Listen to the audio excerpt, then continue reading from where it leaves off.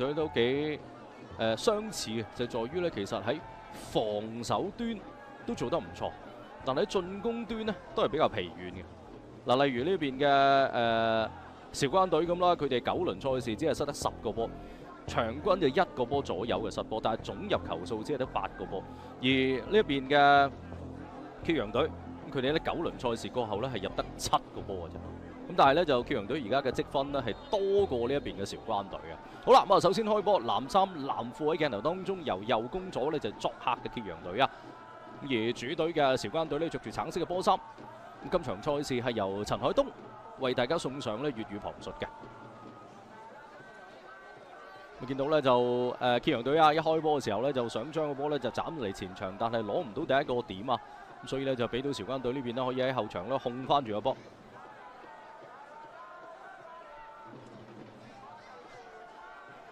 張建平，咪差翻過嚟咧俾朱建文。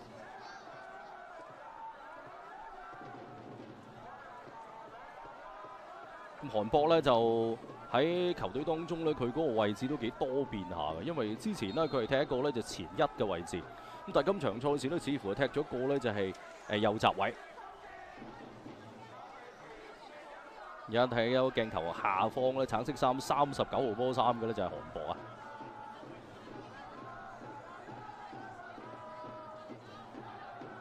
我睇下揭陽隊林家坤。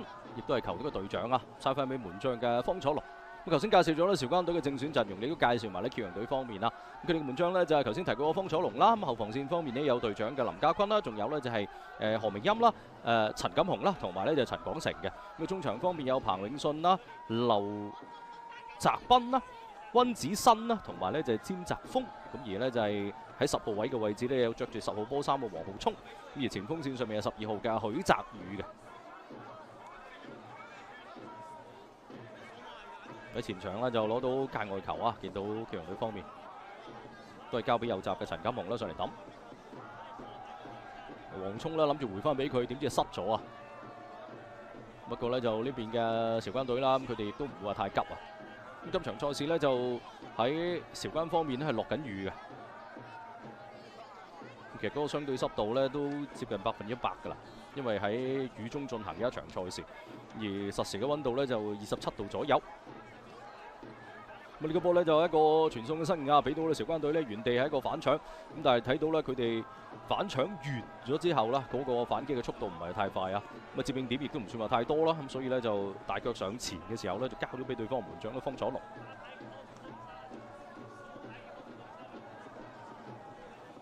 陳廣成猜翻俾呢邊嘅林家坤，放高波上嚟前場嘅位置咧，亦都揾唔到咧就自己嘅隊友啊。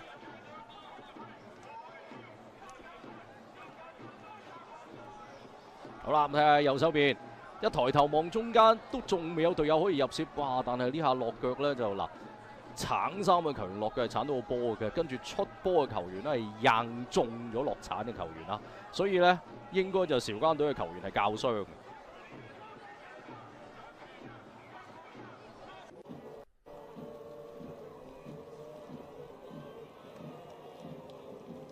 哇！但係其實呢下嘅落鏟動作，嗱，首先一個係唔係好標準，另外一個咧其實係起跳鞋底硬落去。雖然你唔係硬中對方球員，你係硬中個波啊，但係你話如果要吹罰嘅話，都只能夠係吹罰落鏟嘅球員嘅犯規嘅。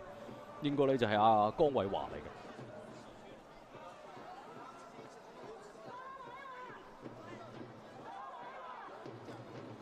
咁所以呢個波咧就算係江偉華俾人踩中都好啦。係佢落鏟嘅動作係非常之唔規範，先引起咁樣嘅情況啊！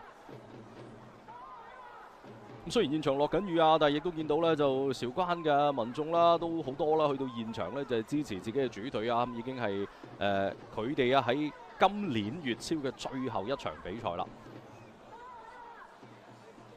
因為咧就粵超嘅賽制咧就係東西賽區兩個賽區嘅前2位咧係可以直接晉級去到8強當中嘅，咁而剩翻嘅嗰4個席位咧就要由3到8位嘅球隊咧去競逐。咁就呢邊嘅韶關隊啦，已經係鐵定係唔能夠進入去到前八啦。咁所以咧就佢哋只能夠咧就係踢埋最後呢一場嘅常規賽。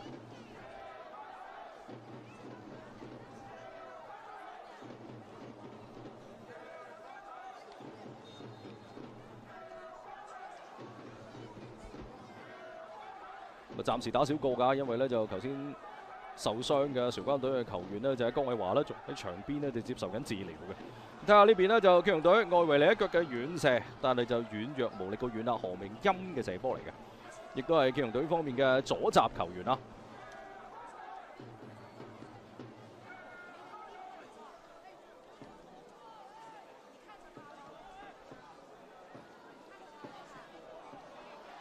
咁呢個第一點亦都好強勢攞到落嚟啊！不過頂咗出去橫邊界外，繼續變成呢就係韶關隊方面嘅界外球。場邊就似乎話要換人咯，因為呢就江偉華嘅受傷啦，可能係唔能夠繼續堅持比賽啊，咁只能夠呢就作出第一個人員調動。哇！呢係一個 late tackle 嚟㗎，冇錯啊！球證都係等一等，即係睇下韶關球員能唔能夠繼續攞住個波，可以繼續推進啦。如果唔能夠得益啦，咁吹翻合理嘅。咁啊，俾到個前場嘅罰球啊！韶關隊呢一邊，亦都見到呢就係葉培欽啊，頭先俾人撞跌嘅球員呢，就主罰呢一個嘅罰球。都喺大禁區邊一字排開啊！睇下呢個波彎出嚟嘅落點咧靚唔靚啊 ？OK 嘅喎，去到呢就係後柱位，中間執唔執到啊？哇！波子機咁啦，就兩個橙衫嘅球員呢就互相一彈，咁但係彈唔中目標啊！先係呢就係李振宇，跟住呢睇下彈中嗰個係咪夏志斌嚟嘅？不過夏志斌呢，其實就即係最尾足球嘅球員呢，都係反應唔到啊！即係只能夠呢，就係被動地食咗個波餅。其實呢，就李振宇本身都係被動地呢，腳棍係中到個波。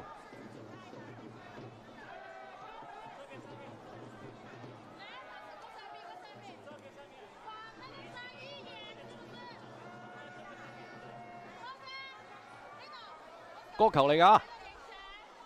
頭先受傷嘅球員究竟換完人未呢？而家先換，即係江偉華呢，而家先至呢就被入替啊！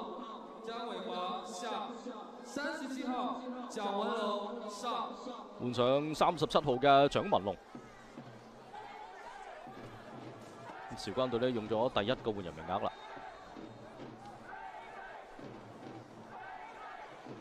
我睇下第二個角球啊！呢邊嘅祁陽隊落點唔錯㗎，但係想話打倒掛啦，見到對方呢3個橙衫嘅球員呢就跳起頭槌，都唔敢再掛啦。再走個高波入到禁區裏邊，第一點呢頂得唔係話好明顯啊！呢下就中腳嘅，咁所以球證亦都吹罰咗呢就係詹澤鋒嘅犯規。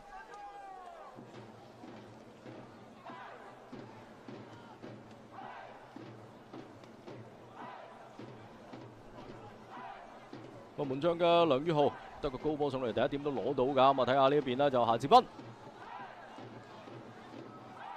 送咗個直線，但係似乎同自己嘅隊友有少少誤會啊。因為呢就見到喺左手邊做疊瓦嘅球員啊，蔣文龍呢係想迂回翻出嚟高位，但係佢就塞咗去個底線嘅位置啊。咁但係呢一個嘅相撞，亦都係令到呢祁陽隊嘅球員呢受傷瞓咗喺度。啱啱啦，後邊入替嘅蔣文龍啦。嗱，呢下其實應該要吹罰蔣文龍嘅犯規嘅，因為喺對方嘅陳錦鴻踢走咗個波之後，佢先愣跌陳錦鴻嘅。咁但係球證呢，就只係睇到陳錦鴻將個波踢出橫邊界外，咁啊俾個界外球啦，韶關隊呢一邊。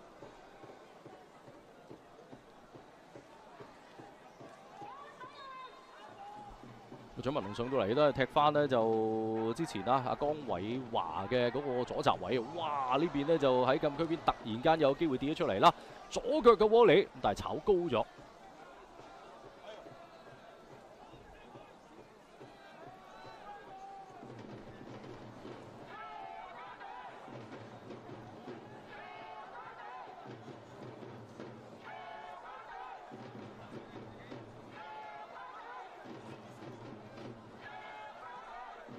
好啦，揸翻過嚟咧，左手邊嘅位置俾翻啦何明欽。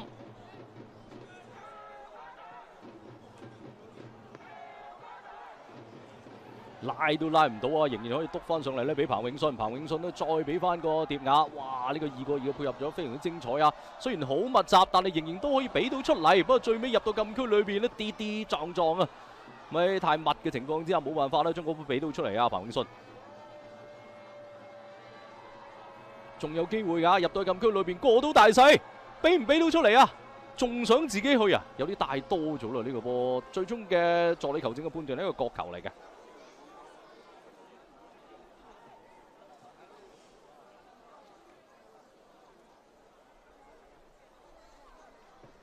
冇温子新啦，頭先其實第一下過咗大勢之後呢，可能佢真係望唔到究竟禁區裏邊嗰2個藍衫嘅球員嗰個位置，或者係揾唔到一個比較好嘅路線俾到啊。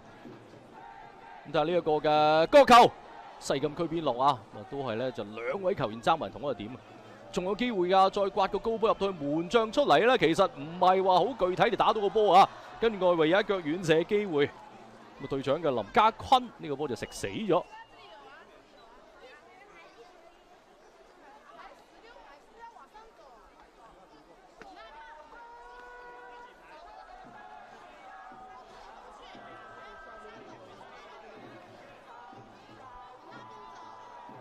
避過一個，諗住咧側個直線啊！呢邊見到咧就係阿沈霆鋒。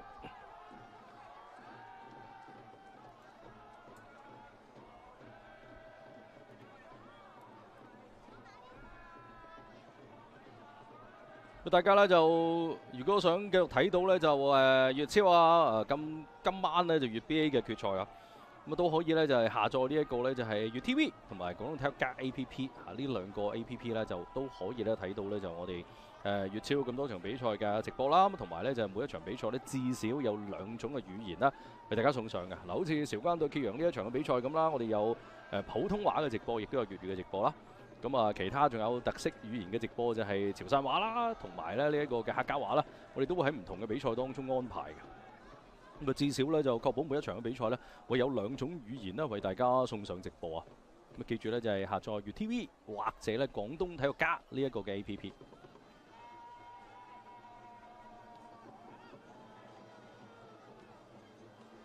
咁啊，見到咧用個波方面嚟講咧，就揭陽隊的確係佢哋比較係可以喺一啲小範圍裏邊咧做到配合㗎。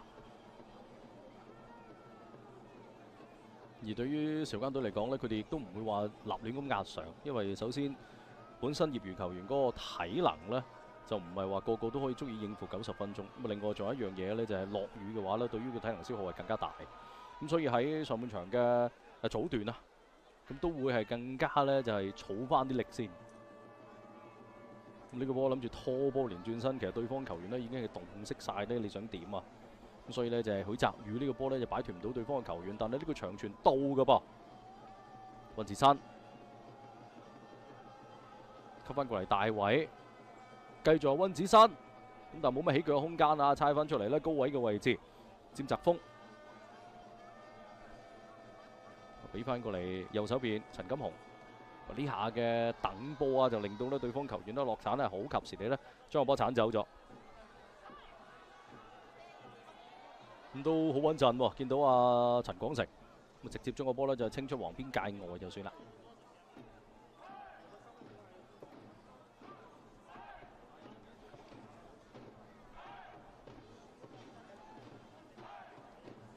我都係等翻咧蔣文龍嚟抌呢個界外球啊。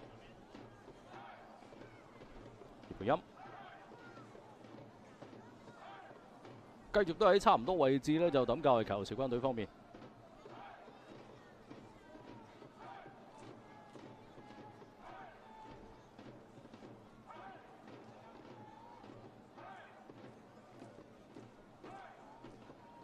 羅家偉呢個位置咧都幾多個空間啦，可以俾佢上腳啊！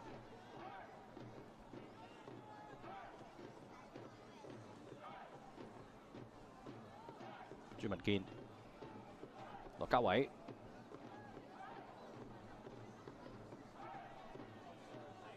轉到身彈翻俾呢邊嘅蔣文龍，睇下蔣文龍嘅傳中落點靚㗎，哎呀，好可惜㗎！呢下李振宇呢，似乎佢跳起身之後呢，有啲猶豫啊，因為個波呢嗰個高度呢，唔喺佢起跳嘅最高點啊，咁所以佢喺度諗緊究竟攞落嚟啊、頭槌啊，定係可能用腳呢？咁啊最終呢，喺猶豫之際呢，係及唔中目標啊！呢個波佢嘅頭槌。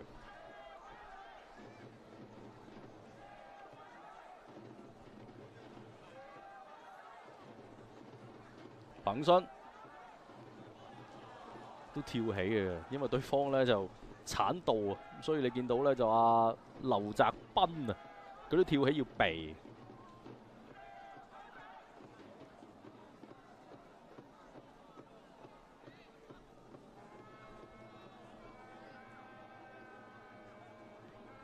都好直接啊！其實即係頭先喺中間派牌嘅球員可以選擇轉翻過去右手邊，慢慢再將個波猜上去前場嘅位置。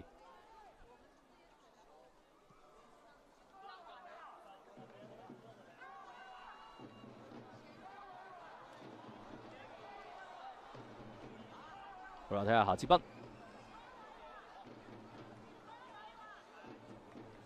都係選擇咧猜翻出嚟高位。呢個波偷到唔錯㗎，睇下咧揭陽隊嘅反擊。嗱，兩支球隊都係即係比較符合頭先我哋介紹嘅情況，就係一隊9輪入8波，一隊9輪入7個波。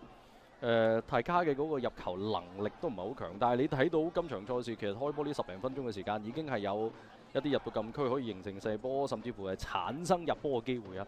即係個把握能力係會爭緊啲。咁頭先介紹過啦，就東西兩個嘅賽區啊，咁其實呢，就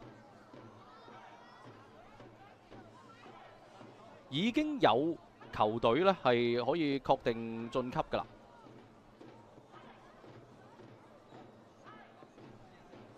因為呢，就每一個賽區嘅頭2名係直接晉級，去到呢就8強當中可以打呢就下一階段嘅比賽。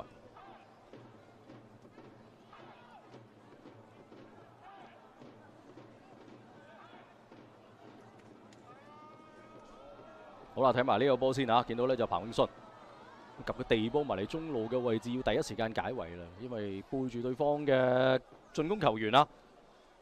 喺禁區裏邊呢，只能夠呢就比較乾脆地將個波清走。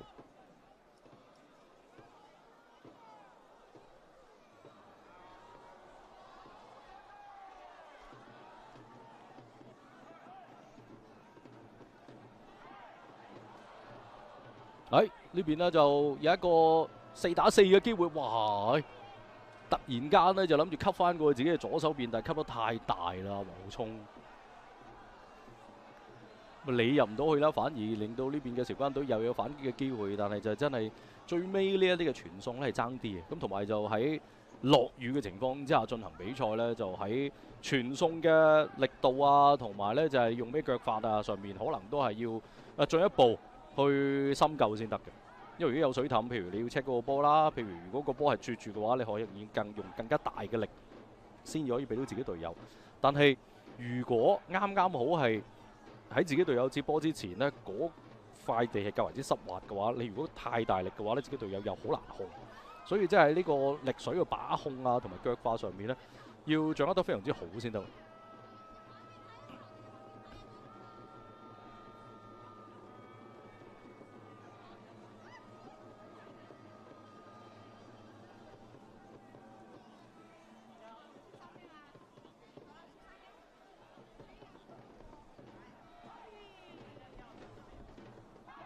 咁呢19分鐘嘅時間呢，雙方都會有攻守㗎。咁啊見到啦，就東區方面呢已經係直接晉級去到8強嘅，就係有深圳同埋梅州啦。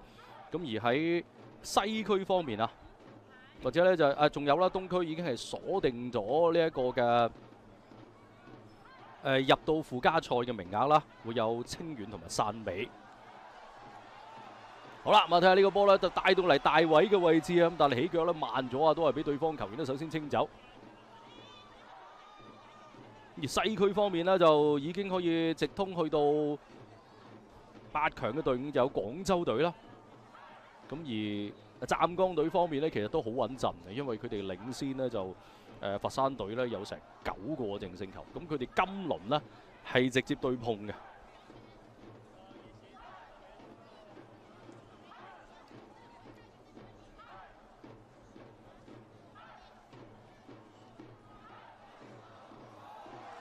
嗱，呢個波轉到身，但係咧彈翻出嚟嘅情況之下，都係比較冷靜地轉翻過嚟右手邊啦。韓博，就呢個波佢想忍住道力咧，斬去後柱咧，就自己隊友係留咗喺後柱啊。呢個波見到夏志斌都係有少少埋怨咧，因為覺得李振宇係應該要攝嘅，咁但係李振宇留咗喺後柱咧，呢個波其實好難揾到佢，因為中間有個士碌搞位啊嘛。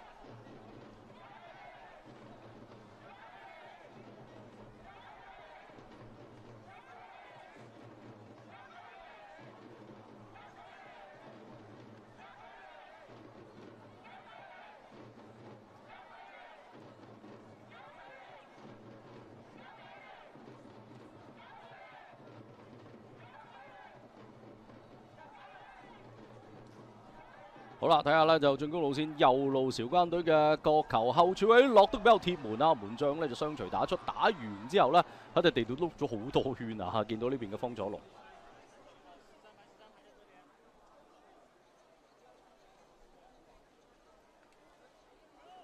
嗱，同呢邊呢就有關嘅比賽啊，因為頭先提過啦，揭陽隊身後咧有惠州、河源同埋汕頭3支球隊啦，都係同積9分嘅。咁啊，今輪之前呢，就揭陽隊係10分，咁所以呢，就如果係河源呢邊啦，又或者係惠州、汕頭能夠全取3分嘅話呢，咁對於呢一邊嘅揭陽隊嚟講係會有壓力㗎。咁暫時呢，就河源同東莞係0-0嘅。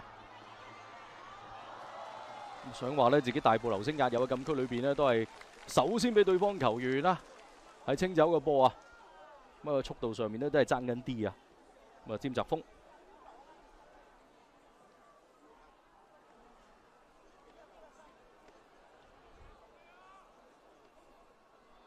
而汕頭隊呢，而家係1-0領先緊梅州隊啊！亦即係話呢，就實時嘅積分上面呢，汕頭隊係已經係爬過咗揭陽隊嘅頭。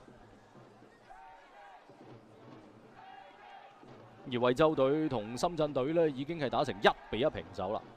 咁都係踢咗20分鐘開外嘅比賽。哇！呢邊突然間有一個咧窩裏嘅機會啊，但係省中自己有定係省中對方球員呢？嗱，兩邊鬥舉手嘅，似乎球證嘅判斷就係省中咗韶關隊嘅球員啦。咁頭先呢，就喺外圍有一個機會跌咗出嚟，窩裏射波嘅呢，就係劉澤斌。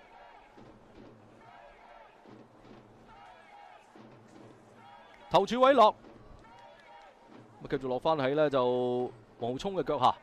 黃浩聰呢，就想話自己上腳啊！呢個波其實更加清脆簡單地再斬入禁區，可能更加容易形成威脅啊！呢個波嗱係啊，劉澤斌啊，即係揭陽隊嘅球員呢，係撩走個波先嘅。咁跟住呢，對方嘅球員就似乎撞咗落去劉澤斌嗰個膊頭啊嗰啲位置啊，咁但係你話係咪犯規啦？係對方球員係撞中咗跌咗喺度，但係構唔構成一個犯規真係兩睇嘅啫。咁球證都要叫軍醫入嚟嗱，睇下啦，離咗腳嗱，撩走咗個波先，咁跟住我冇理由特登，即係我冇理由突然間可以即刻撩完個波之後，我就可以避開你噶嘛。我企咗喺度，你撞埋嚟，咁就係一個咁嘅情況。但係球證都係吹罰咗犯規咯。咁而家亦都進入咗咧就補水時間啊，上半場嘅。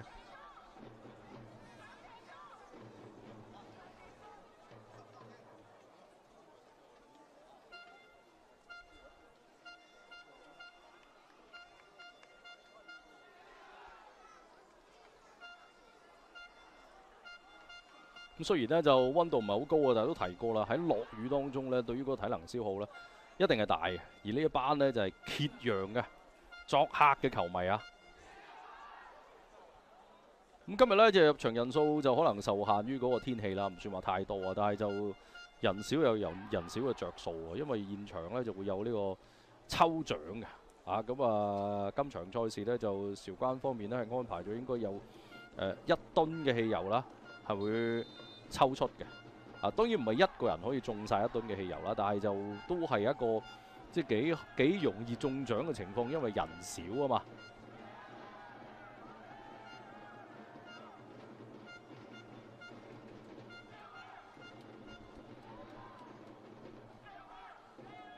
冇快啦，呢個嘅補水時間就結束啦。咁除此之外呢，就現場呢，就應該中場仲會有1噸嘅絲綿米啊。咁呢1噸嘅絲綿米應該就係一家獨得嘅。哇！1噸絲綿米真係唔知要食幾耐先食得完啊！咁啊，1噸嘅98號汽油呢，就係分20位中獎者。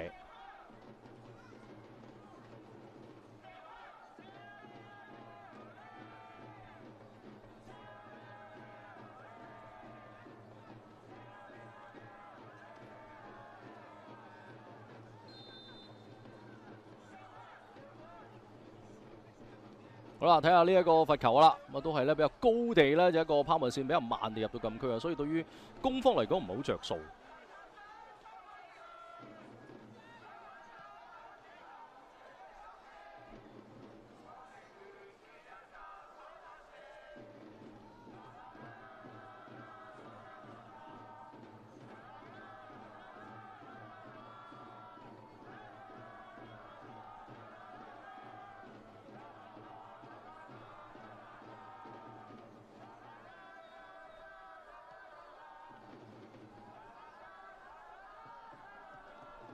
好啦，睇下揭陽隊嘅反擊，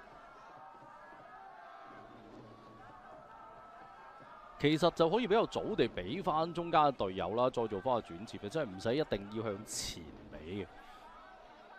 咁都還好啊，見到阿黃浩聰咧前場啦攞翻個波，跟住咧俾個反方向嘅疊雅，温子新一個對住兩個，第3個過嚟咧將個波炒禍咗。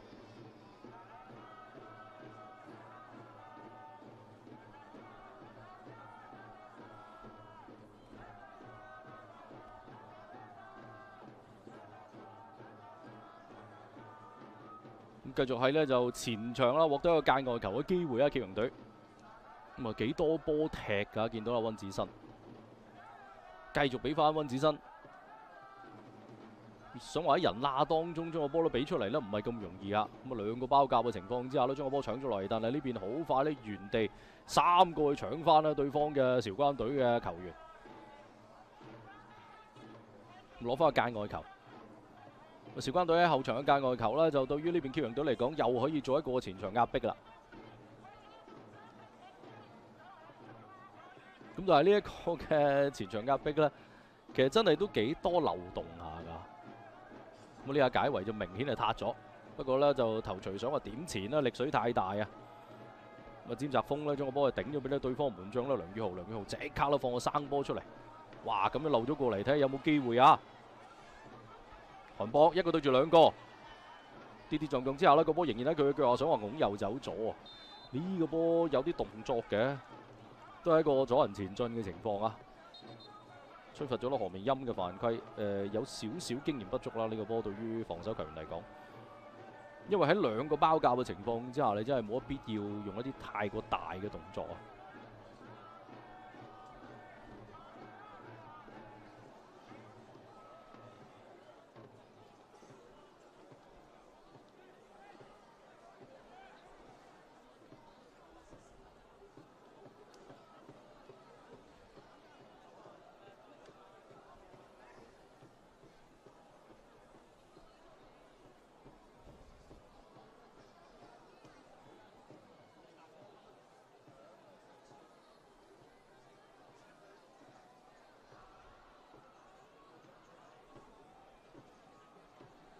咁但係呢邊呢，見到頭先似乎有少少受傷情況嘅阿沈霆鋒呢，都仲係喺場上面要接受治療啊！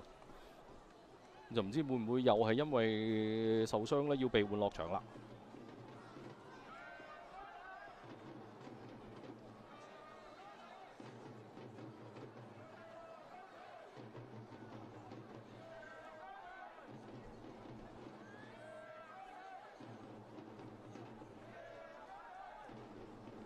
暫時呢就打少個嘅，因為沈霆鋒呢就落咗場邊，去咗場邊呢接受治療。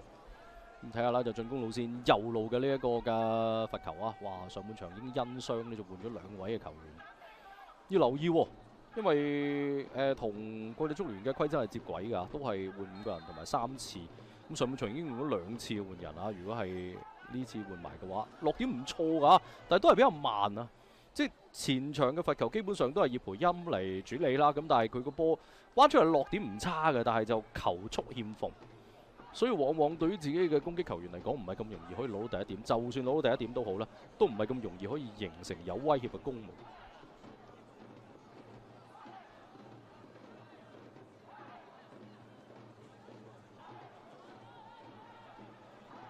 呢個波呢，其實就鬥搶嘅，不過最尾呢，球證係吹罰咗夏志斌出手嘅犯規。球證可以話應該要放翻去事發地點啦，先至開呢個罰球啦，同埋場邊就可以用埋做埋呢個換人先啊。應該呢，就沈霆鋒呢，就唔能夠繼續堅持比賽啊。門上呢，就係孫彬。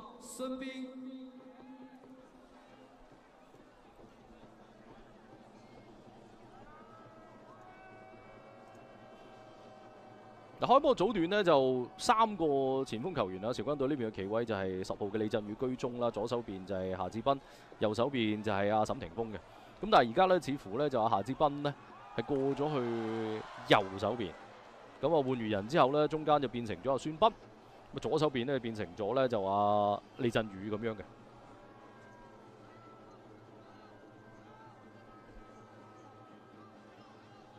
彭永信。何明欽、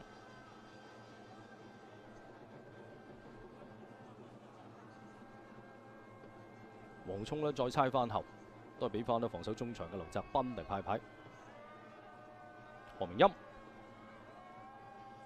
輕力啦，俾個頭波上到嚟啊，的過咗一個，繼續壓過嚟中路，可以起埋腳添啊！哇！呢個波其實射完之後都俾對方鏟到啊，咁但係球證呢就覺得呢個波冇犯規。要留意啊，即係阿梁浩宇呢位嘅門將啊，咁啊頭先呢就球證吹停咗比賽，可能係覺得侵犯門將，即係喺門將開波嘅時候，咁所以俾個罰球啦，韶關隊。但係頭先想講嘅梁宇浩，佢好多個生波都係用到好盡，即係可能分分鐘佢隻手已經出咗大禁區外，先至放個波落嚟。再踢嘅，咁唔知呢個球證團隊會唔會去真係關注翻，或者喺中場上面會唔會有呢一個比賽監督去提醒翻？因為呢就喺最後一輪嘅粵超賽事當中係有VR 嘅，即係有視頻助理球證嘅。咁但係呢就即係視頻助理球證可以啟動呢。就唔係第一張嘅黃牌可以啟動，因為你攞住個波出禁區外邊先至開呢，係唔涉及到紅牌，亦都唔涉及到，即係除非你本身有張黃牌在身啦，又唔涉及到第二張黃牌。哇！呢個波咁樣掕咗入去，仲要叫橫自己隊友幫唔幫到手啊？幫唔到啊！最尾呢就許澤宇嘅射波，嗱又係要留意啊翻啦。頭先阿梁宇浩又似乎係出咗禁區外邊先放低個波。咁佢叫嗰幾下都叫得好精彩啊！咁啊，似乎冇辦法啦，就係自己射波啦。咁啊，自己隊友射埋去嘅時候呢，就睇埋呢一個傳中先啦。漏咗去後柱位，第一點啊攞唔到，出翻嚟外圍，咁壓得唔錯㗎何明欽。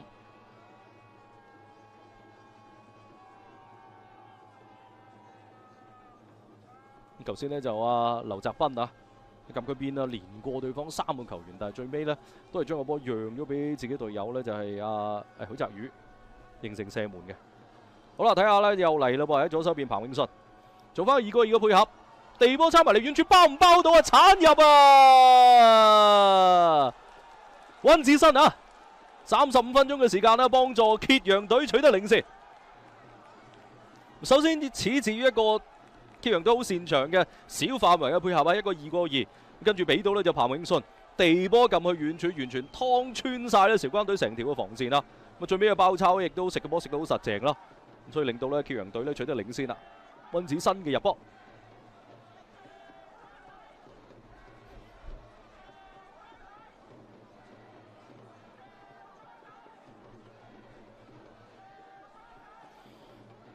咁呢個角度咧，就我哋分辨唔到有冇越位啦，但係睇落就應該唔會有任何嘅問題啊。咁揭陽隊呢場賽事，只要能夠攞到3分嘅話，就將自己嘅命運咧握咗喺手裏邊啦。啊，一定可以晉級去到咧就跟住落嚟嘅第2階段嘅比賽。咁當然為時尚早啦，只係咧就35分鐘嘅時間。咁但係就已經，哇！呢個波小心啲啊！有啲帶多咗㗎，仲未出界。哎呀，最尾呢下嘅落鏟角度嘅問題啊，自己鏟咗個波出界。但係對於門將嘅梁宇浩嚟講，真係要小心。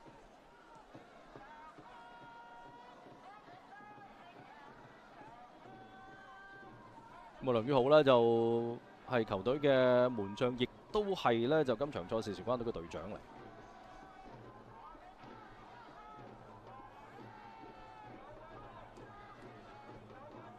咁啊，揭陽隊咧能夠取得入波，其實已經比起佢哋嘅平均入球數字係要好，因為場均佢哋入球數字係唔夠一波啊。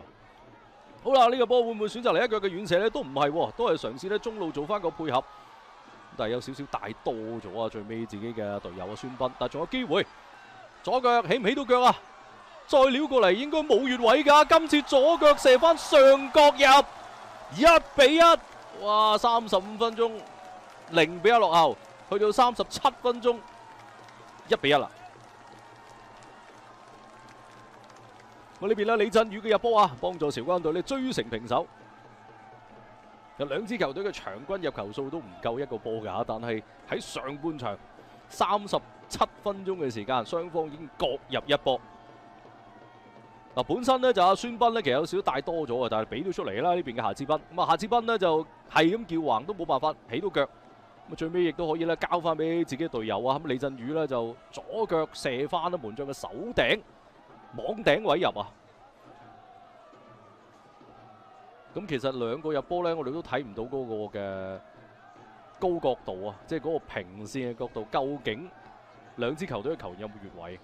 就雖然今場賽事係有視頻助理球證，咁但係似乎呢主球證嘅李長慈呢，就同揭陽隊嘅球員解釋咗啦。我聽完視頻助理球證嘅提示，冇越位嘅，入球有效，咁就1-1。韶關隊進球，進球隊員10號李振宇，場上比分1-1。喺自己最後一個主場能夠取得入波啦，對於李振宇嚟講又好，對於韶關隊嘅球迷嚟講又好啊，都係一個唔錯嘅情況啊！呢個長傳追到㗎，陳錦鴻。得個高波去到後柱位，哎呀！但係太高啦，俾唔到你入楔嘅詹澤峰，困高咗個波之後出咗界就變成後場韶關隊嘅界外球啦。所以頭先呢話口未完啦，因為今場賽事呢韶關隊係無欲無求，但係揭陽隊呢係要全力攞3分先至能夠確保一個咧晉級第2階段嘅資格嘅。因為剩翻嘅後邊嘅3支球隊踢成點唔知噶嘛。如果呢場波佢哋和後邊嘅3支球隊佢哋全部贏嘅話，佢哋係11分，而後邊嘅3支球隊係有12分嘅。所以對於揭陽隊嚟講，要把握住自己嘅命運，最好嘅方式就係全取3分。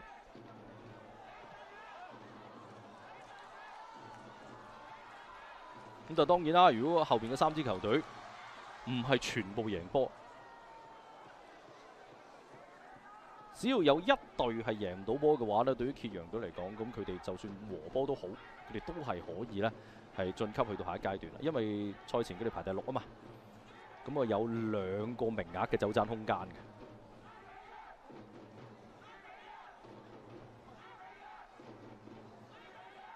見到韶關隊方面啦，佢哋角球呢都係比較慢去斬啊。留翻俾呢右閘嘅韓博啦，上到嚟進攻路線嘅左路嚟開呢個角球啊，一個大對角線嚟㗎，喺個位置上面嚟睇應該係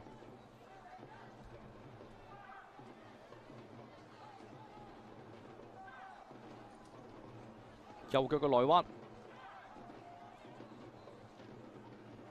哇！直接驅埋門，但係只係中網側。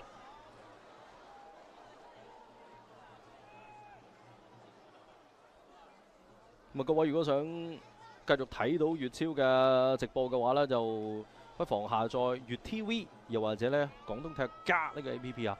咁啊，每一場賽事呢，我哋都會有至少2種語言啦，係提供俾大家嘅。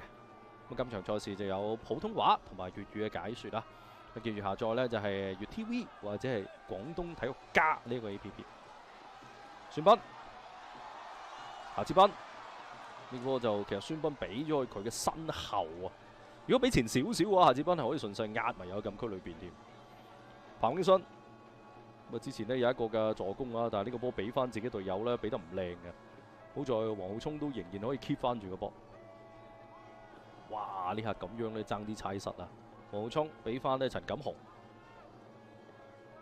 陳廣成、林家坤。呢個過頭波應該追到㗎，又係彭永信喺左側，左腳彎去遠處，呢個波深咗少少啊！自己隊友呢就接應唔到啊，不過中間得一個接應點就係詹澤峰，再走個高波入到嚟又如何呢？都係揾唔到詹澤峰嗰點，出翻嚟外圍嘅位置，繼續都係揭陽隊啦，就維持翻個控球。林家坤、陳廣成。揭陽隊雖然佢哋喺小範圍裏邊呢係做到一啲嘅配合，但係佢哋好多中後場嘅球員呢係好中意好直接地放呢個長傳㗎，因為其實中場佢哋係有優勢，佢哋可以猜到個波，所以對於揭陽隊嚟講，我諗佢哋係可以更加有耐性地用住個波。少少彈起咗啊，陳錦鴻、劉澤斌。咁揭陽隊佢哋嘅球員真係嗰個位置都幾靈活嚇，成日出現喺中鋒位上邊呢，又有劉澤斌啦，又有呢就係詹澤峰啦。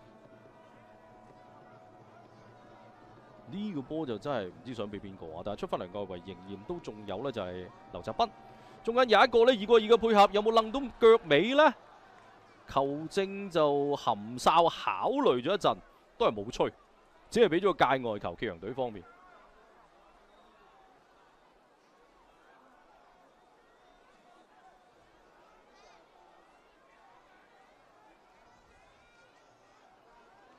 又唔係罰球嚟㗎，係界外球嚟嘅啫。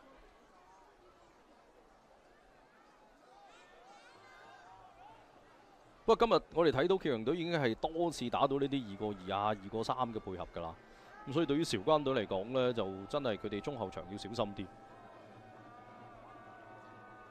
陳錦鴻一擁就過啊，亦都可以咧刮翻高波出到嚟，但係太大力啦。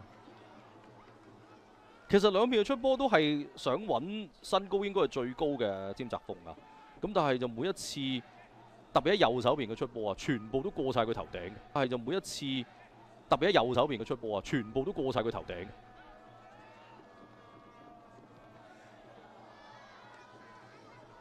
咁上落嚟一個長傳呢，省中咗孫斌、何明欽。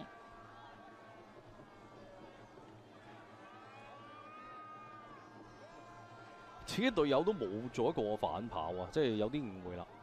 因為彭永信呢想出嚟高位接應，希望你俾個倒腳嘅，咁但係就自己隊友何明欽呢就放咗個過頭波，希望你去殺。上半場呢仲有分零鐘嘅法定時間啦，咁但係上半場呢有韶關隊嘅2位球員嘅受傷啦，再加埋有一個嘅補水時間啦，咁可能都會補呢，起碼都2-3分鐘。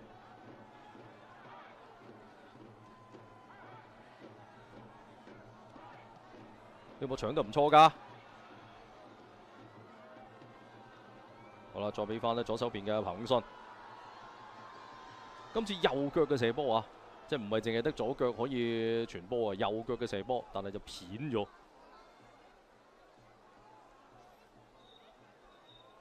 咁啊，揭陽隊方面呢，就喺前場最多波攞嘅球員呢係8號嘅溫志新，咁而喺個突破上面，似乎最有威脅嘅就係頭先射波嘅47號嘅彭永信。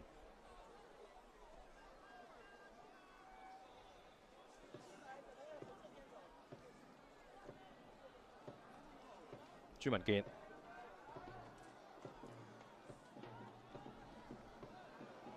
直接咧長傳揾呢邊有孫斌啊，但係孫斌咧黏唔到個波落嚟。踢腳尾啦。球證可能要警告下孫斌啊，呢個波。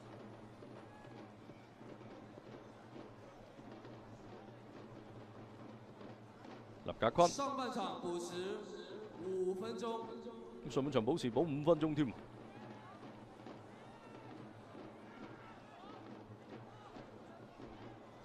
嗱，林家坤呢又係直接長傳啦。咁呢個波就俾冇越位嘅球員去追啱嘅。好啦，入到禁區裏邊，詹澤峰倒三角，控順一趟高咗啊！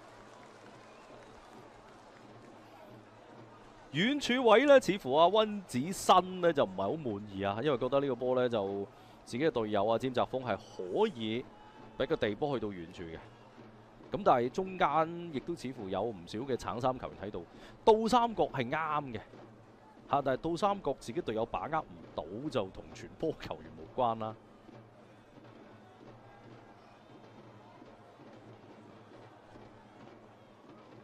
呢個波未出界嘅，咁但係想話呢就拱右走咗，咁去唔到啊！見到呢就紅波。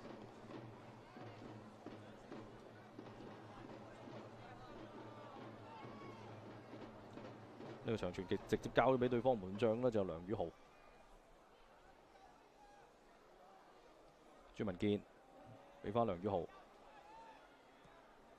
放個長嘅落點 OK。哎呀，其實呢個波唔使線啊！何明欽腳背彈上嚟，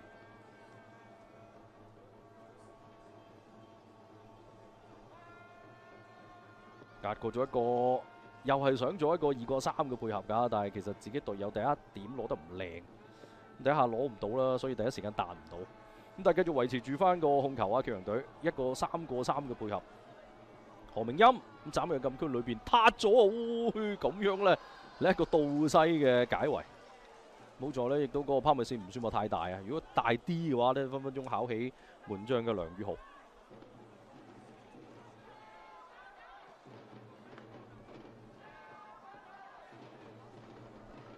護住個波出橫邊界外啦，橋洋隊就喺自己後場攞翻個界外球。攻勢就橋洋隊呢邊係佔優嘅，咁但係而家比數係1-1。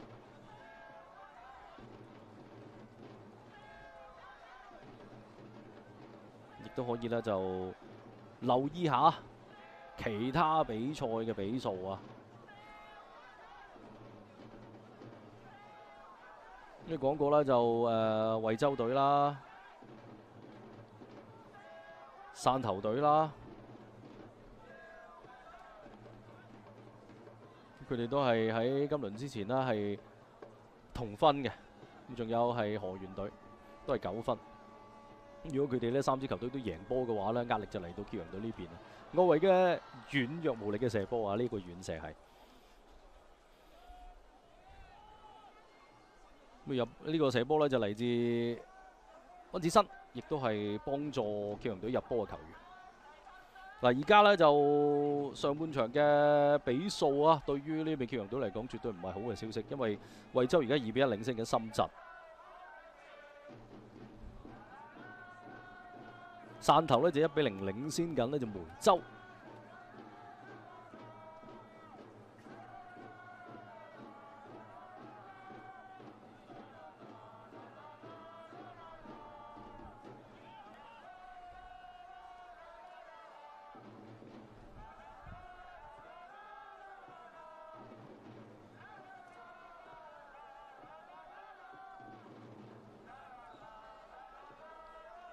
所以咧，如果嗰兩支球隊都能夠贏波嘅話咧，佢哋積分會去到12分啊！而家揭陽咧就如果攞1分嘅話咧，佢哋只係得11分嘅啫。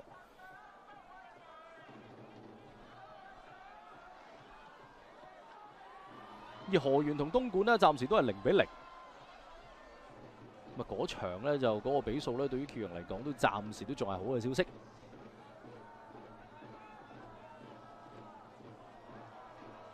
好啦，又俾到咧就左路最有威脅嘅球員啦，彭永信一個對住兩個，吸過嚟大位，冇乜起腳嘅空間，想話俾翻個地波，但係自己隊友已經行過咗啦。咁啊，保持5分鐘咧，仲有20秒左右，揾個長傳咧爭少少啊，過唔到咧陳錦雄，黃浩聰俾翻陳錦雄，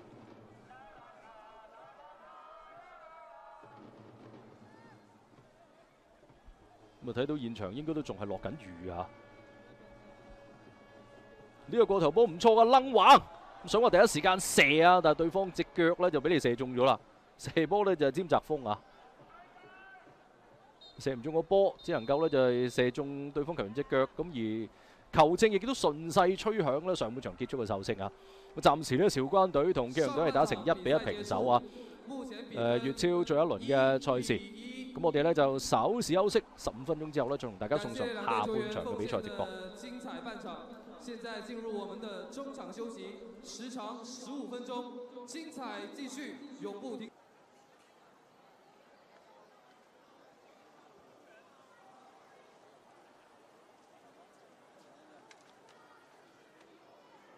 下半場嘅比賽即將展開，我哋現場嘅球迷，你哋最熱烈嘅歡呼聲，俾到我哋兩隊嘅球員。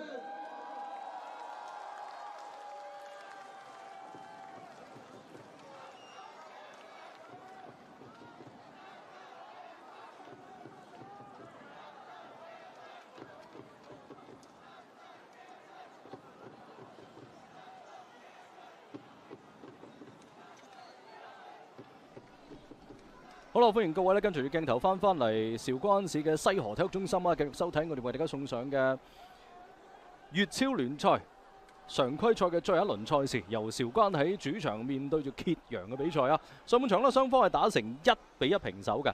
下半場嘅比賽呢，就雙方似乎都有人員調動啊。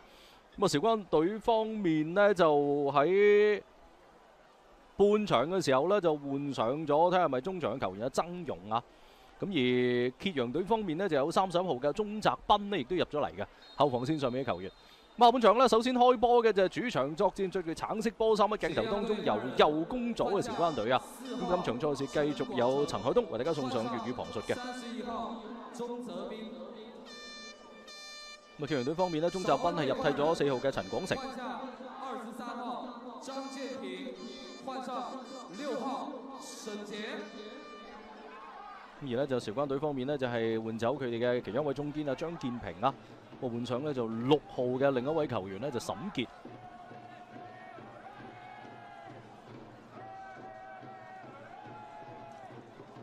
上半場呢，就35分鐘嘅時間啦，揭陽隊呢，就憑藉住佢哋嘅8號球員啊溫子新喺門前嘅包抄啦，就取得領先。咁但係只係2分鐘過後啫，韶關隊呢就好快就追和咗比數。咁韶關隊方面呢，入波嘅就係佢哋嘅10號球員咧李振宇，就係而家攞波嘅球員啦。咁但係轉唔到身啦，俾對方偷到，再分翻過嚟右手邊嘅位置，但係呢就唔到啊！咁都係俾啦下半場啱啱後備入替嘅沈傑呢將個波清出黃邊界外。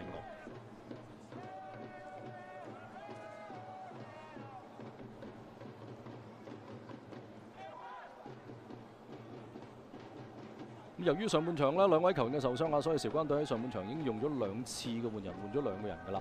咁而半場就用多1個換人名額，亦即係話呢佢哋係用咗3個嘅換人名額。咁下半場就仲有1次嘅換人，剩翻2個嘅換人名額呢係可以用嘅。而揭陽隊方面呢，就由於佢哋喺半場用1個換人名額啦，所以佢哋換人嘅次數仲有3次，仲有4個換人名額可以用嘅。睇下陳金鴻嘅傳中。後柱位，咁第一點啦，都係俾對方球員首先頂翻出嚟，繼續落翻喺呢就係彭永信嘅腳下。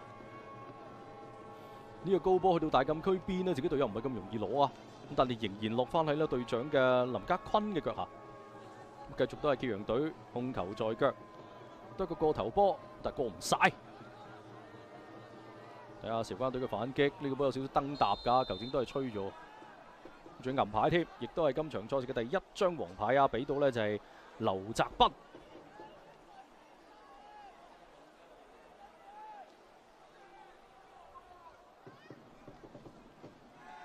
俾人硬中嘅咧就係羅家偉，劉澤斌都過嚟拍拍啦呢邊嘅羅家偉。就本身呢，就對於羅家偉嚟講，其實呢個波嘅處理係有少少慢咗嘅，一個波不斷咁喺原地彈起啊，2次佢都冇控個波落嚟，咁啊俾到對方呢有上嚟搶嘅機會。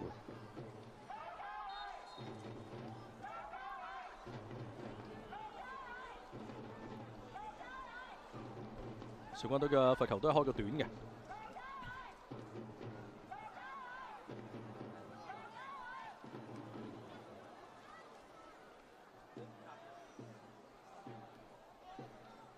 前場韶關隊嘅界外球。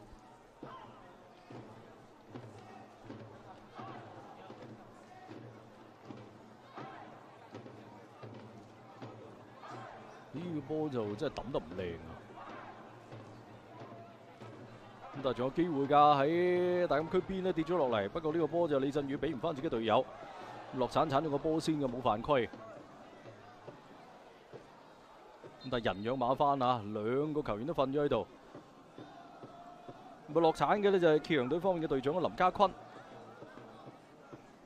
咁呢邊呢俾人鏟跌咗嘅呢就係韶關隊嘅中場球員葉培欽。咁但係就兩位球員都冇乜太大嘅問題咧，起翻身。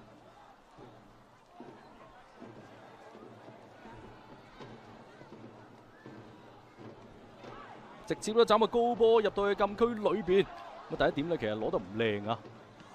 咁出翻嚟外圍呢，都製造翻個混亂啊，都係掛翻高個波，有少少拱人嘅噃。咁但係球證又冇吹罰。好啦，喺後場呢，連過兩個黃浩聰，再俾個直線。好啦，攻勢可以延續到落去啊！俾翻呢上半場入波嘅功臣啦，温子新。咁但係温子新吸過嚟大位嘅時候離咗腳。雖然少少跣腳，咁但係仍然可以咧繼續推進㗎。上半場後備入替嘅球員咧，蔣文龍呢個波彎埋嚟，去到遠處位都仲有接應，吸過嚟大位左腳射埋去，射波呢就李振宇咁啊失咗之後呢，後邊嘅犯規。其實球證要警告下㗎，因為呢個波係佢自己帶失咗個波，或者射失咗個波，跟住俾對方人偷到之後呢，情急之下嘅犯規嚟嘅。又阻止對方推進嘅一個蓄意犯規啊，嚴啲可以俾牌添。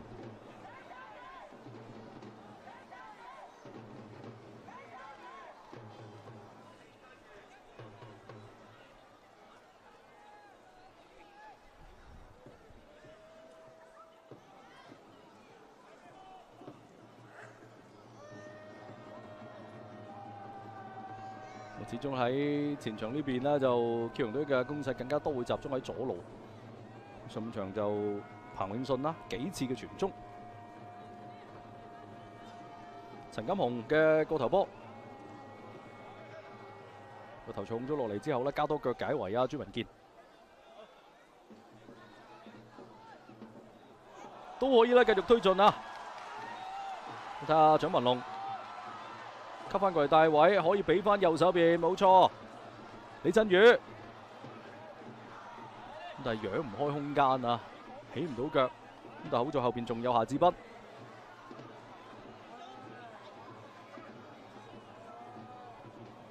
乾脆啲啦，斬個高波入到去禁區裏邊。哇！呢個波嗱，如果門將打唔到個波嘅話呢，其實係有機會喺禁區裏邊嘅犯規。見到阿孫斌好痛苦咁瞓咗喺度啊，流血啦，打到個鼻流緊血啦，而家即係大家其實可以諗翻，即係如果我頂走個波先，你個頭先到，你頂中我，咁係後嚟嘅球員犯規噶嘛，同打手錘嘅原理係一樣嘅。呢個波孫斌如果頂到個波，而對方嘅門將方楚龍係打唔到個波嘅話呢，係應該禁區裏邊方楚龍嘅犯規嘅。咁啊睇下視頻助理球證會唔會提示翻主球證，又或者我哋都要睇翻有冇慢鏡可以印證翻呢一點啦。嗱，如果方楚龍係打到個波嘅，咁啊當然冇犯規啊。但係如果方楚龍係完全打唔到個波，只係打中個人嘅話，係應該一個12碼嚟嘅。嗱，而家見到球證嘅李長慈都揞住個耳機，可能都係同視頻助理球證啦通聯緊啊。咁今場賽事嘅視頻助理球證呢，就唐本超，會唔會自己去睇呢？李長慈而家都不斷咁揞住個耳咧喺度聽緊。其實我更加想就係現場嘅導播可以俾翻呢個慢鏡我哋睇翻，即係有呢個慢鏡，我哋可以更加好咁印證得到究竟係咪對方嘅門將打得到或者打唔到個波？如果打唔到嘅話，係一個都幾明顯嘅犯規動作嚟。咁當然而家就更加重要嘅就係場上面嘅球員嘅身體健康啊！即係孫斌佢而家嗰個嘅流鼻血嘅情況止唔止得住？咁同埋除咗係個鼻流血之外，會唔會頭部亦都有受傷呢？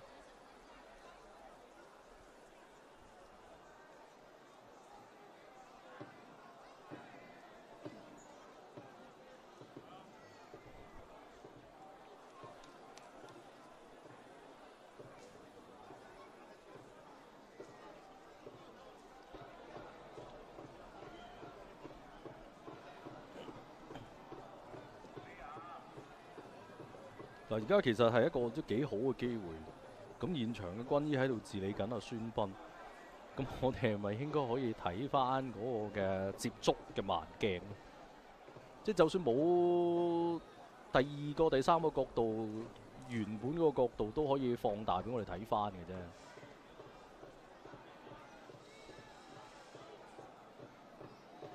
嗱，首先都要睇下孫斌呢邊止唔止到血，另外一個就係睇下件衫有冇血跡啊。如果有血跡嘅話咧，可能要換埋衫添。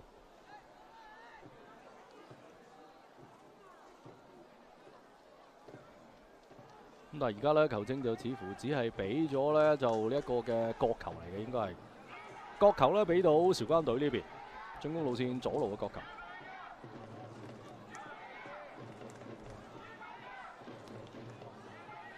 現場啲觀眾咧都喺度大嗌2-1啊！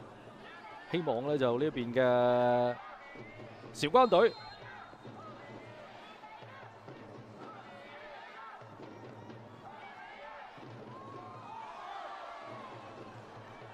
個門將咧就雙錘打出，繼續仲有機會啦，再彎翻埋嚟，有冇越位啊？中間撞入咗㗎！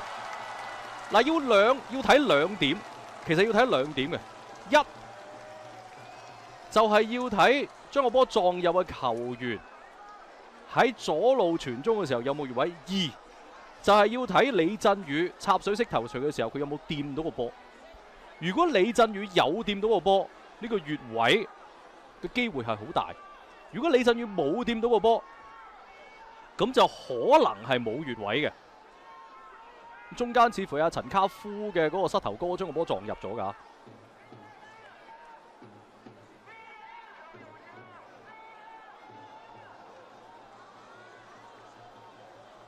咁就似乎係越位咯噃，又係嗰句啦，可唔可以俾我哋睇翻慢鏡咧？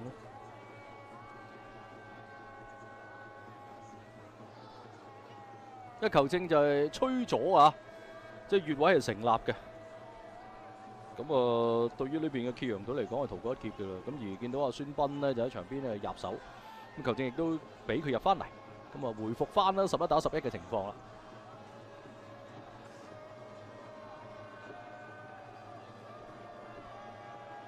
傳到山，外圍嘅遠射，但係比較正宗啦，俾對方門將啦梁宇浩咧輕鬆沒收。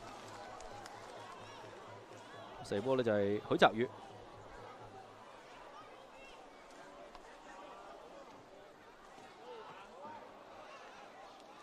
繼續係韶關隊嘅球權。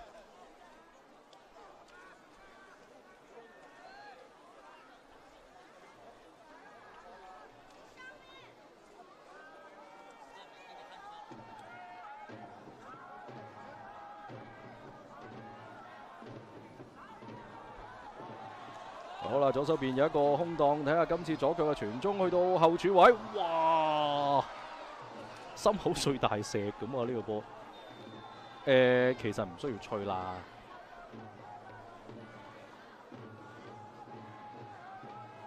即係我哋都知道球證係想話俾翻個越位嘅罰球啦，呢邊嘅揭陽隊咁，但係其實可以禁期啊，因為球權已經落咗喺揭陽隊方面啦。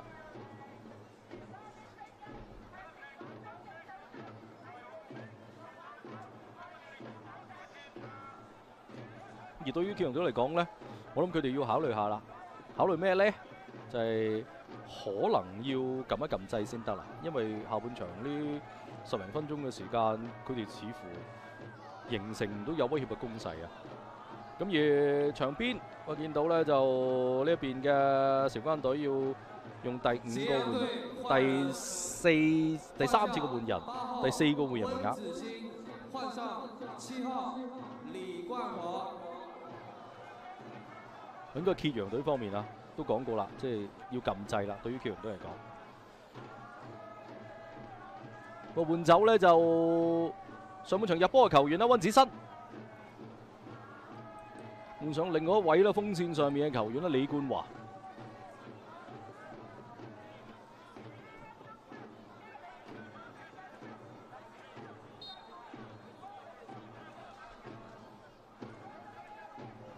因為呢場賽事對於揭陽隊嚟講，佢哋係要贏嘅一方啊。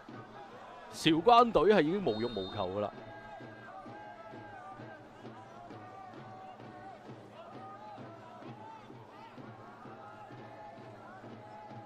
李冠華嘅上場亦都係揭陽隊方面嘅第2個換人。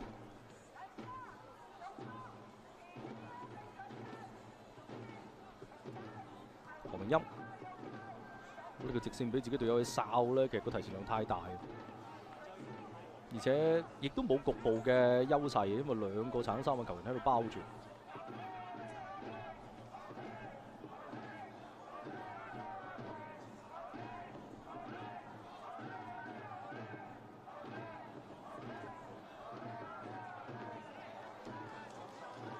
好啦，睇下今次下半場啱後備入替球員何冠華嘅射波。李冠華嘅射波，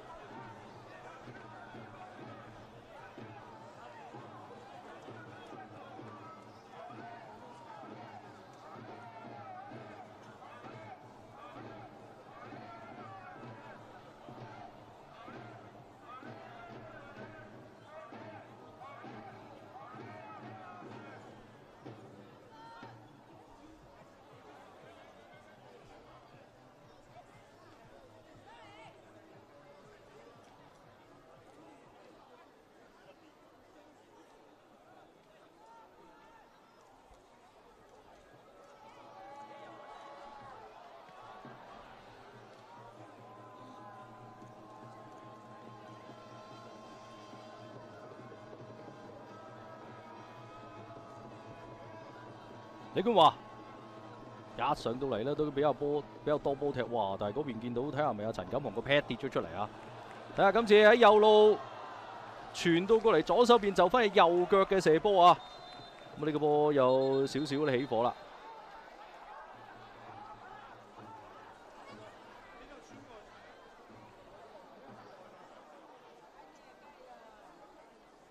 咁還好啦，即係叫做認罪態度良好呢邊嘅許澤宇，咁所以球證呢，只係口頭警告啊。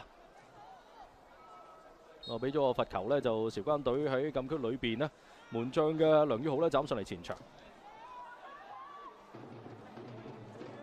逼甩咗啊！可以俾到右手邊李冠華。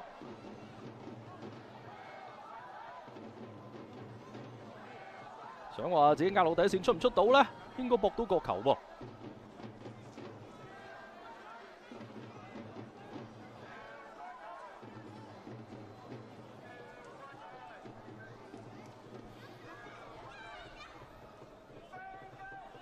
下半場呢，就第一次嘅角球啊！揭陽隊方面，黃浩聰嚟斬。6點 OK 嘅喎，咁但係第一點呢，就藍衫球員頂唔到，出翻嚟外圍嘅位置呢，反而爭啲俾到韶關隊有反擊嘅機會啊！孫斌呢就攞唔到落嚟，又係李冠華，真係下半場後備入替之後好多波踢啊！呢下後腳呢，就想話連攞帶過嘅，咁但係對方轉身都係快，仲要搏到呢，就係劉澤斌嘅犯規添。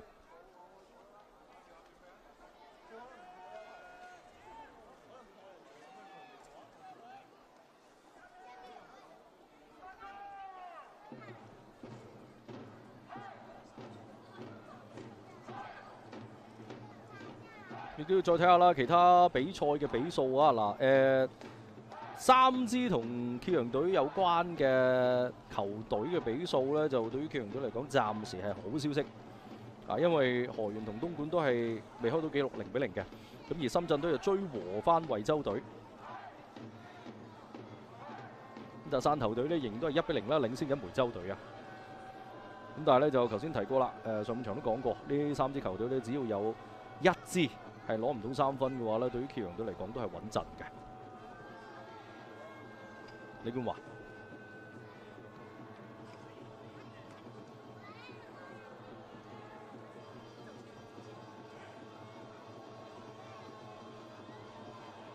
一個對住兩個啊！見到呢邊嘅彭永信扯翻過嚟右手邊，又係李冠華。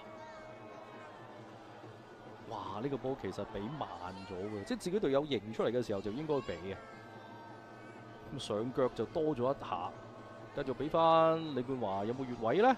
左力球證冇舉旗嘅噃，咁但係彎去後處咧彎深咗，回身都去追翻啊！彭永信，你話俾埋你中間，過唔到呢中間嘅中堅嘅朱文傑。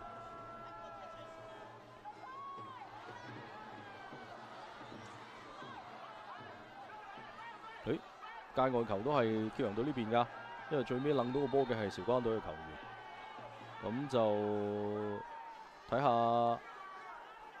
呢邊嘅孫斌啊，應該仲係未止到血啊，係啊，未止到血啊，所以球證係叫佢出場邊啊，止晒血先啊！即你當然其實大家都會知道，即就算你流鼻水都好啦，你如果係用紙巾塞住晒嘅兩個鼻嘅話，你係呼吸好艱難，當然你可以擘大個口呼吸，但係你一路跑步，你淨係用個口呼吸嘅話呢，個人係好唔舒服。咁所以孫斌，我相信佢係未完全止到晒血，但係跑動起身唔舒服嘅話，又或者即係喐啦，咁嗰兩個塞住鼻窿嘅紙巾就跌咗出嚟。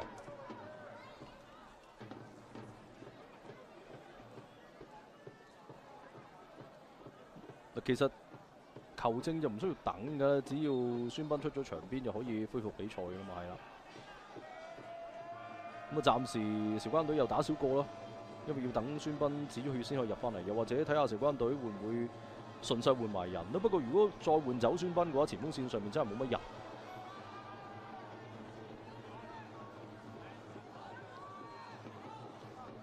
哇！呢個波都帶嚟腳都幾犀利下，咁樣比呢就黃聰都偷到。一個對住兩個，仲想自己去啊！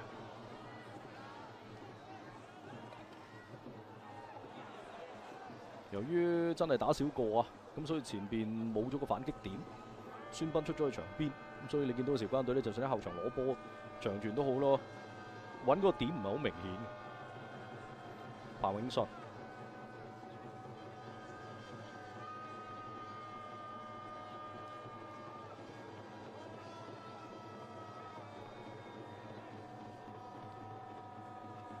好啦，咁啊，而家孫斌又可以入翻場啦，咁又回復翻呢，就係11對11嘅情況。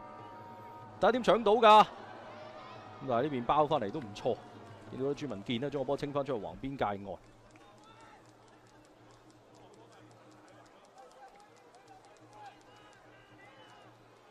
陳錦鴻、李冠華上過嚟一個呢，就2過2嘅配合啊，咁但係迎落翻嚟呢，陳錦鴻嘅腳下。彎過嚟中路嘅位置攞得唔錯噶，咁但係向前撥嗰下，因為撥得唔係好靚啊。咁想話呢，就撥前少少去起腳啦，但係點知撥咗落對方嘅着數位嗰度啦，就係劉澤斌嚟嘅。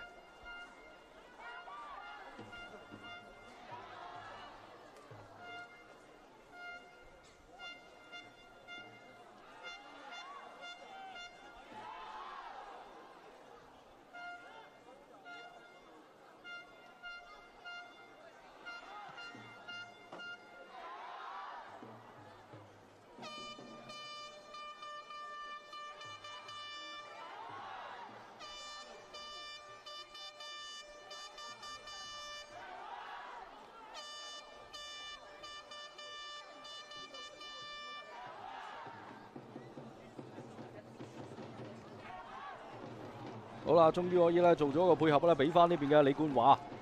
李冠華單對單嘅情況之下，選擇自己壓入去禁區裏邊，好似又有球員跌咗個 pad 出嚟。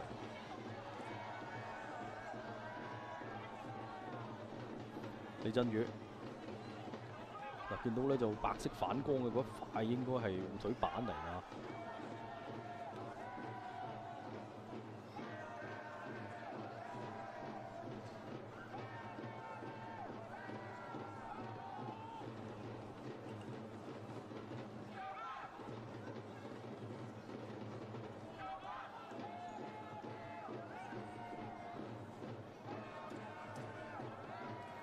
彭永信掕到過嚟中間，第一下都攞得唔錯啊！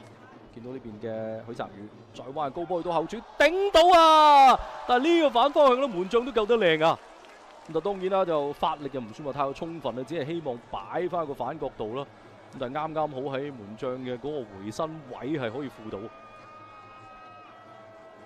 個疊雅睇到定嚟出，門將有冇抹到呢？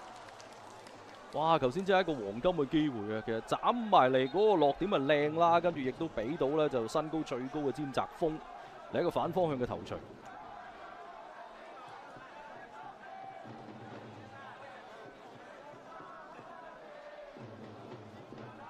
其實呢個波即係又係冇慢鏡，即係對於詹澤峰嚟講可以未必要頂個反方向，佢順勢其實就個人向住個大門頂中目標，我相信都有。咁今次咧就吹咗阿孫斌嘅犯規在先。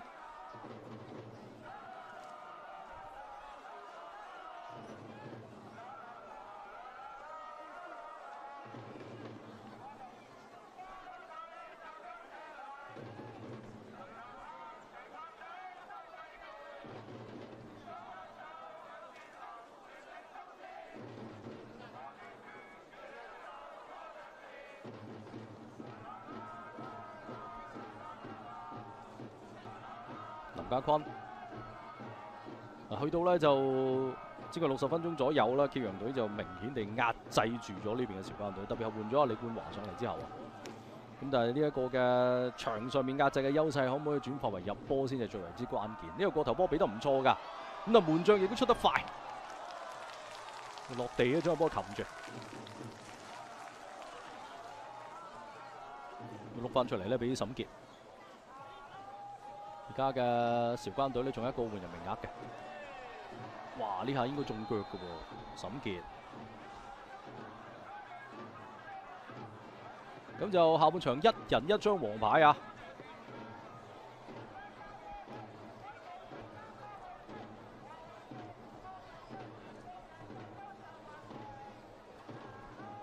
上半場其實就揭陽隊喺前場嘅罰球多嘅。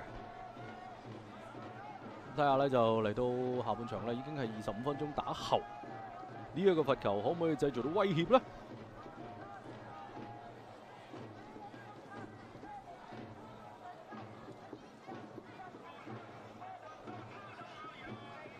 離門係有啲遠㗎，咁但係就韶關隊都排出咗3個人嘅人牆，都幾得意下喎！呢個人牆係背對住個波嘅。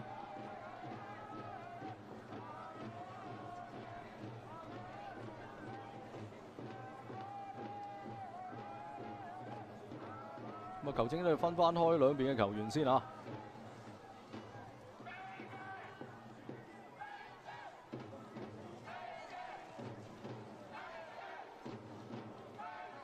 我終於見到個人牆咧，就係面對翻嗰個嘅皮球啊。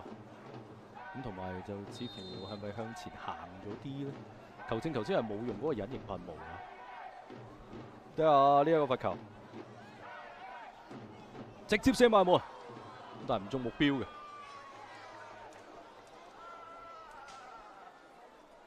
睇下係咪黃浩聰啦嘅射波啊？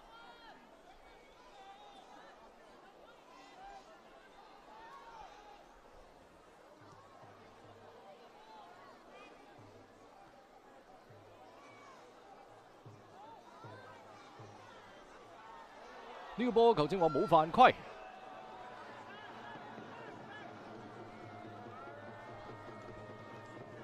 陳錦鴻啦，猜翻過嚟，俾翻呢邊嘅鍾澤斌。下半場咧，鍾澤斌就入替咗陳廣成嘅。好啦，湯過嚟中路嘅位置，哇！又係一個犯規。開始見到韶關隊嘅球員喺個體能上面係下降㗎啦，有啲腳步係跟唔上。咁今次吹罰咗咧，就羅家偉。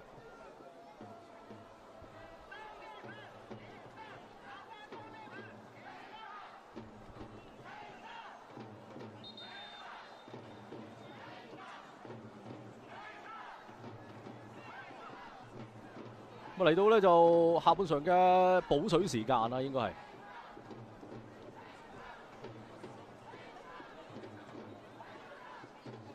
都可以關注埋呢就其他比賽嘅比數情況。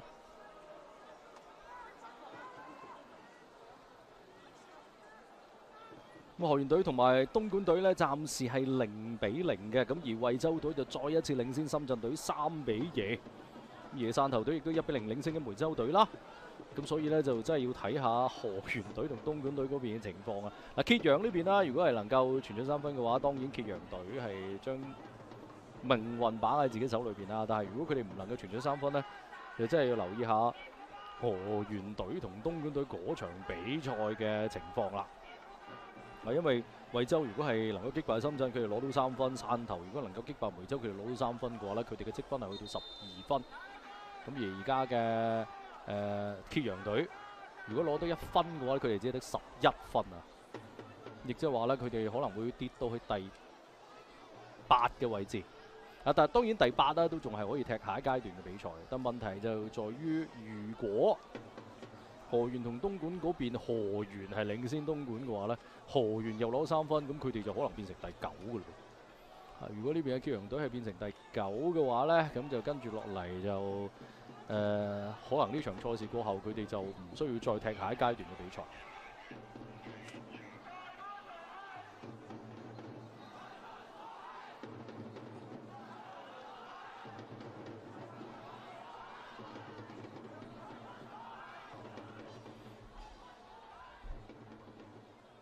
好啦，咁啊，補水時間結束啊！喺補水之前呢，有一個嘅罰球呢係俾到揭陽隊呢邊嘅，應該繼續都係阿黃浩聰咧嚟處理呢一個嘅罰球。咁頭先嗰下呢就照射埋去，今次射唔射呢？今次就啄啦，12碼點落。咁但係第一點啦，都係俾韶關嘅球員咧頂翻出嚟，跟住外圍呢有啲闖竄啊，呢係起腳。咁好快亦都俾咧揭陽隊嘅球員咧搶翻，再扯過嚟呢右手邊嘅位置，李冠華。直接攞彎嘅高波入到去禁區裏邊，第一點啦，都係俾對方球員首先頂翻出嚟。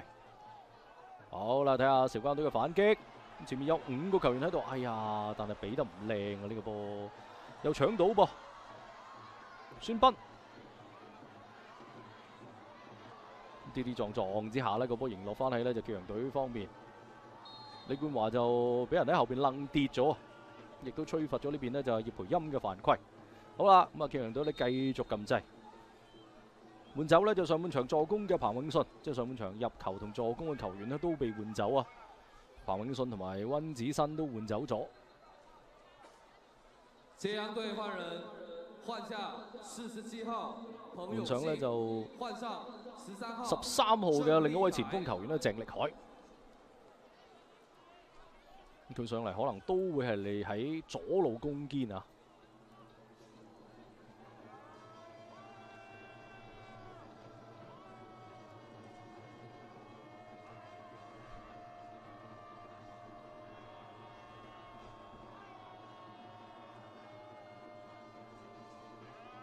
冇的確啦，揭陽隊喺上半場其實更加多嘅攻勢係集中喺左路嘅。不過可能真係隨住個體能下降啦，就呢一邊嘅彭永信啦，佢喺左路製造出嚟嘅威脅係越嚟越少。反而呢，就下半場先至上嚟嘅李冠華呢，右手邊都製造咗唔少嘅威脅。好啦，又見到李冠華呢將個波偷到，有啲猶豫嘅。我呢個波就係詹澤鋒。跟住俾翻呢就李冠華，哇！但係咁樣耷低頭去呢個大局觀就唔算話太過理想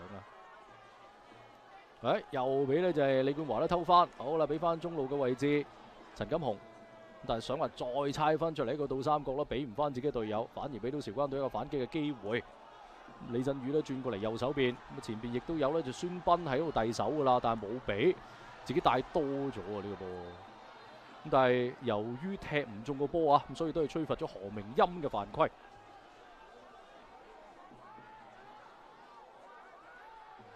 見到韶關隊真係有唔少球員係默默地嘅，你睇下，即係衝完一段之後呢，全部都要烏低身，烏低身回氣。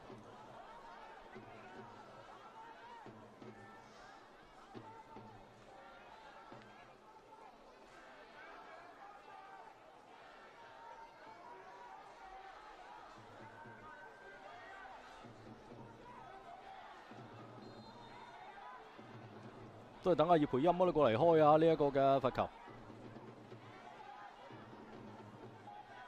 但係韶關隊方面呢，就佢哋可能都要諗下啦，即係佢哋嘅主教練張晴都要諗下。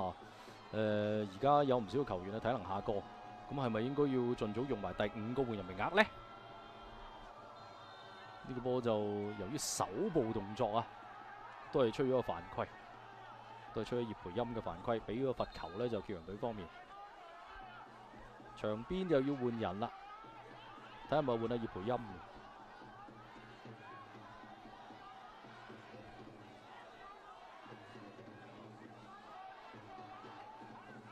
哦，原來唔係。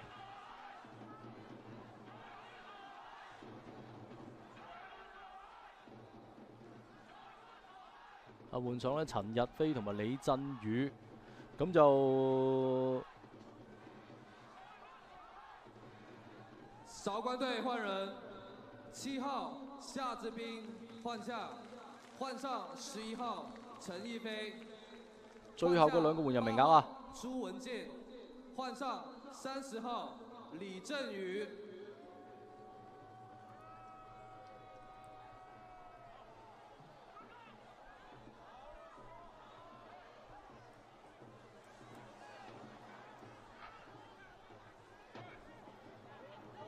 好啦，呢個直線俾得唔錯嘅李冠華，有個單對單嘅機會，咁但係佢選擇呢就直接諗住拖埋嚟中間啦，但係助理球證舉旗先喎，咁李冠華呢越位在先。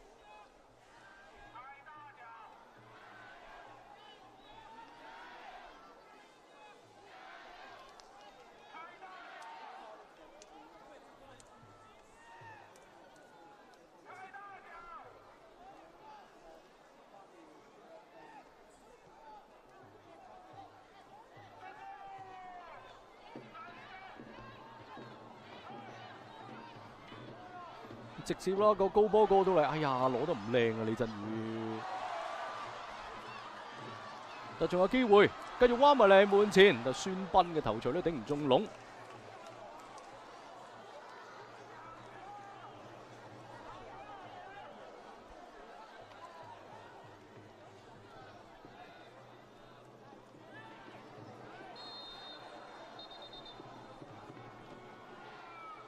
球證要銀牌嘞噃！今次呢就侵犯咗呢一邊嘅詹澤峰。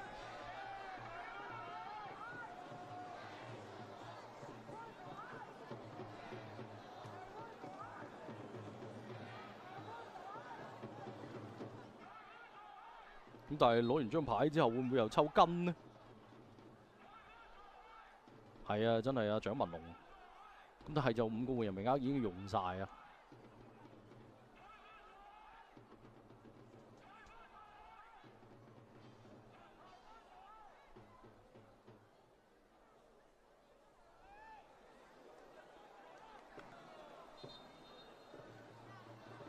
球證話要聽哨，都未吹哨，你已經開咗呢個罰球出嚟啊！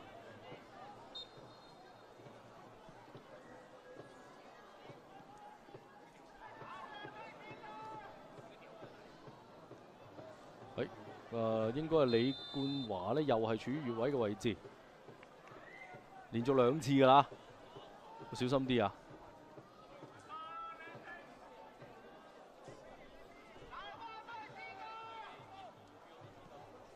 陳家福，幾個換人之後呢，佢又落咗去打中堅喎。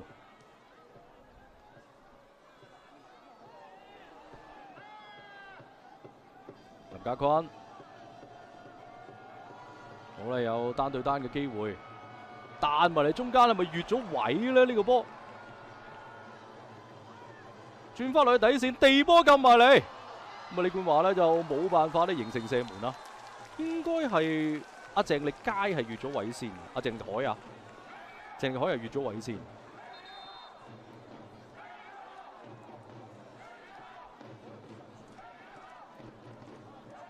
我繼續換人咯。揭陽隊換人，換下17號詹澤峰，換上9號陳兆麟，換下12號許澤宇。換上11號，都係前鋒球員之間嘅調動啊！咁換上兩位前鋒球員呢，就張坤傑同埋呢就係陳兆麟。咁換走咗呢，亦都係之前喺鋒線上面嘅兩位球員啊。嗱，呢個波左手邊應該冇越位㗎，入埋喺禁區裏邊，係咪射埋呢？俾陳金雄呢山高咗，應該角球嚟嘅。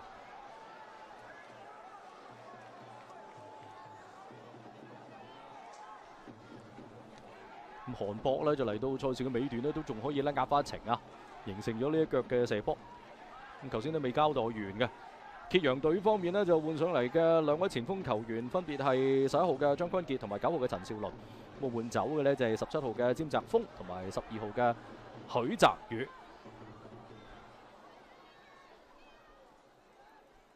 即係兩邊呢都用晒各5個嘅換人名額啊，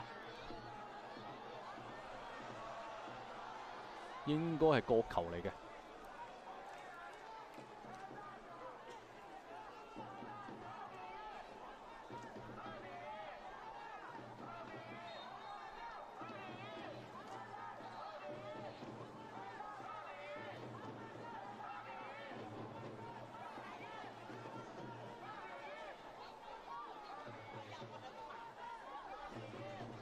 睇下進攻路線，右路韶關隊嘅角球。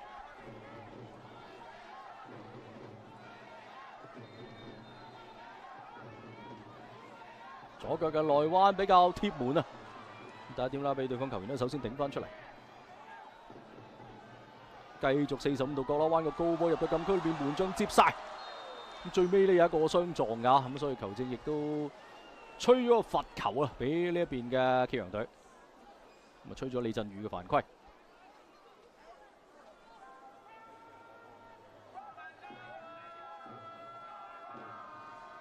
咁另外一邊廂嘅比賽呢，就汕頭隊俾梅州隊追和咗1-1喎，暫時係。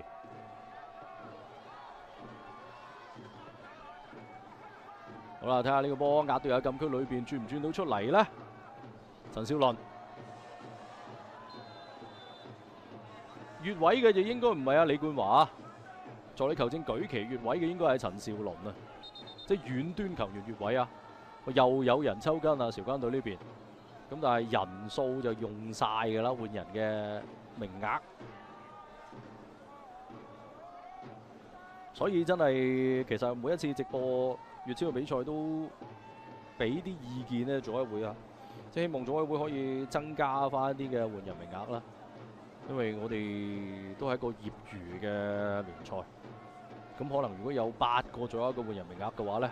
咁啊，對於喺場上面嗰個體能嘅補充會係有更加好嘅幫助，亦都唔至於咧去到賽事嘅尾段咧，成日會見到咧唔同嘅球員抽筋，減少咗嗰個淨打比賽時間。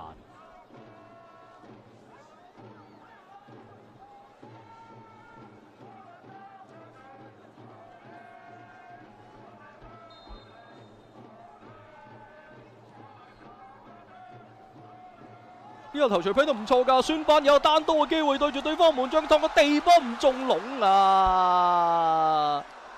下半場最黃金嘅機會啊，對於韶關隊嚟講。嗱，當然下半場其實韶關隊已經有一個入波啊，但係嗰個入波係詐糊嚟嘅。我哋亦都睇唔到最終嗰個慢鏡有冇越位啦。咁但係就除此之外，孫斌應該就係呢一個機會係下半場韶關隊最好嘅機會，但係把握唔到啊！孫斌嘅犯規，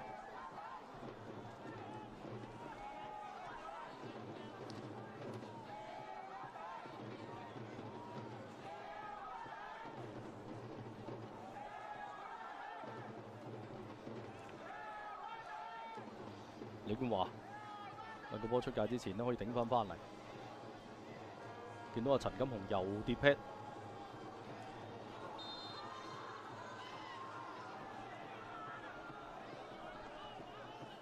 咁所以吹咗呢就蔣文龍嘅犯規在先啊！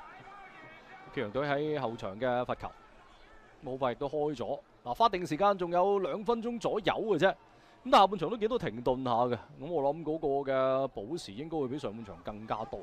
上半場補5分鐘，下半場可能真係要補成7-8分鐘。第一點就頂高咗，兩個球員夾手夾腳啦，將個波搶翻落嚟啊！但係就見到球證都係吹罰咗韶關隊嘅球員犯規。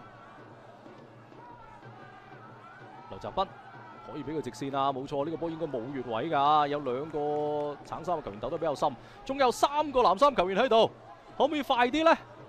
選擇壓落去底線，哇！自己抽埋去啊！會唔會少少大貪咗呢個波？鄭力海其實早啲俾埋你中間3個藍衫球員喺度等緊做接應。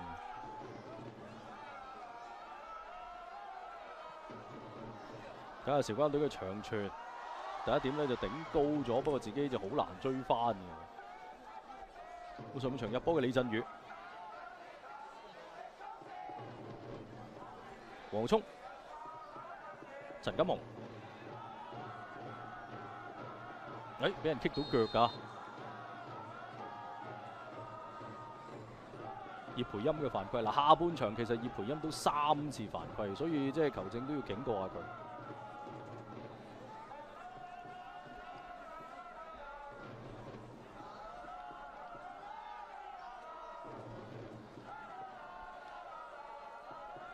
好啦，睇下咧就揭陽隊前場嘅呢個罰球。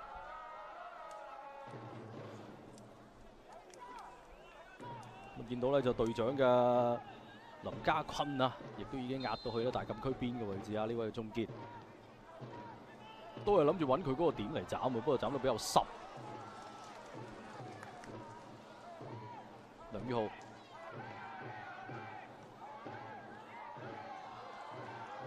佢就好似唔係好用力咁，但係就已經入到對方嘅禁區啊！呢個生波。下半場57分鐘。係啦，正如頭先所講啊，就上半場補5分鐘，下半場真係7、8分鐘，補7分鐘啊！咁仲有冇機會改寫比數呢？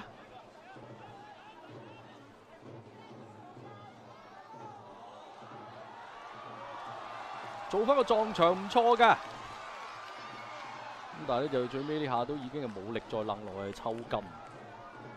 蔣文龍啊，嗱雖然佢係後備入替嘅球員啊，但係上半場其實就幾分鐘嘅時間就已經後備入替，所以佢都係一個踢足全場嘅球員，2隻腳都抽添。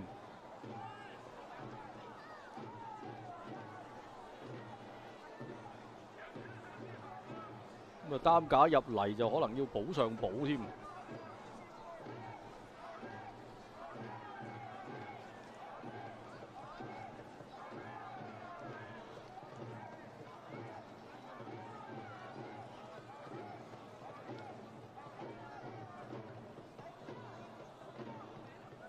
另外一邊廂呢，就對於揭陽隊嚟講，好嘅消息就在於河源隊而家0-2落緊啲東莞啦。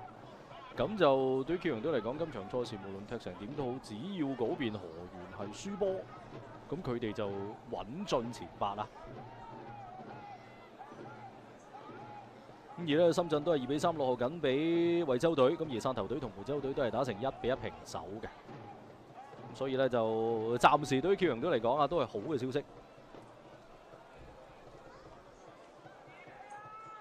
咁如果呢場賽事韶關隊能夠喺自己嘅主場守住呢1分嘅話呢，咁我相信對於韶關隊最後一場喺今個賽季嘅粵超比賽當中都係交到功課。咁大家如果想要繼續睇第2階段嘅粵超比賽嘅話呢，可以下載粵 TV 同埋廣東體育加呢個 APP 嘅。呢下外圍嘅遠射呢，就有少少夾硬啊！球證似乎都係吹罰咗陳少麟嘅犯規啊！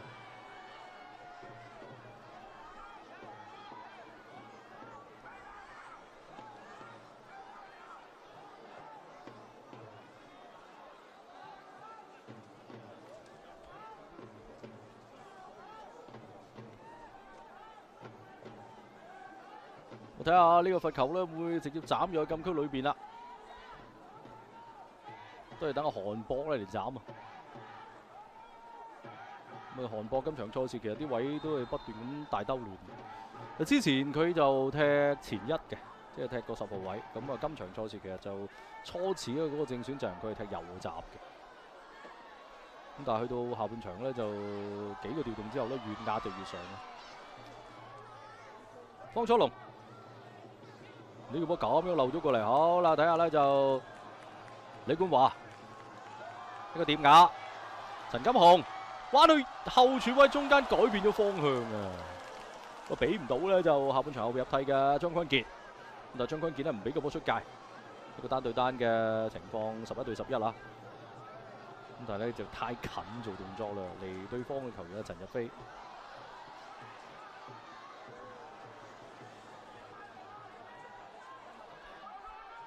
咁啊林家坤咧過咗對方嘅球員之後咧轉到身，哇！呢下嘅過頭波嘅提前量實在太大啦。其實過頭波冇錯嘅，係可以笠過晒對方成條防線嘅。咁但係即係腳法嘅把握係唔算話太過精準。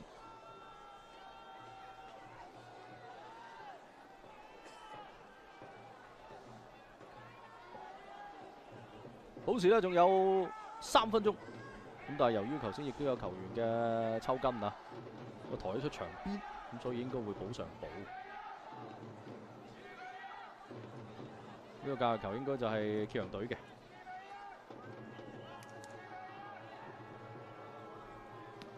咁頭先抽筋嘅韶關隊球員蔣文龍咧，就睇下入翻嚟啦。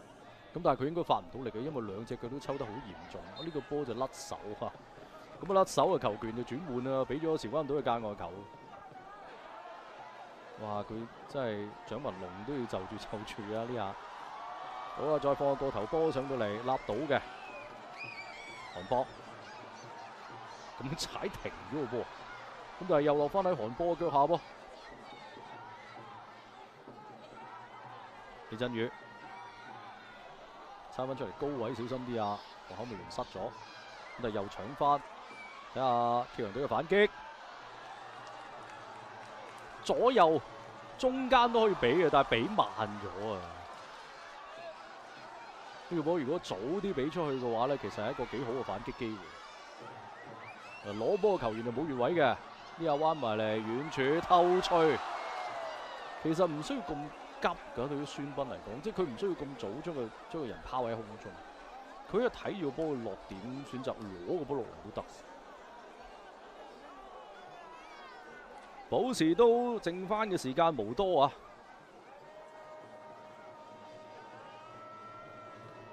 呢個直線有冇越位呢？有啲慢啊個處理。助理球證睇下咪補翻支旗啊！冇錯，越位在先。咁但係就算冇越位到，張坤傑呢個波呢，其實佢最終嘅處理係有啲慢。即係你等個波控制翻個節奏冇問題。你如果唔夠速度，唔係一定要第一時間加入禁區。但係你選擇吸定係射，你呢啲嘅選擇就要快，就要果斷。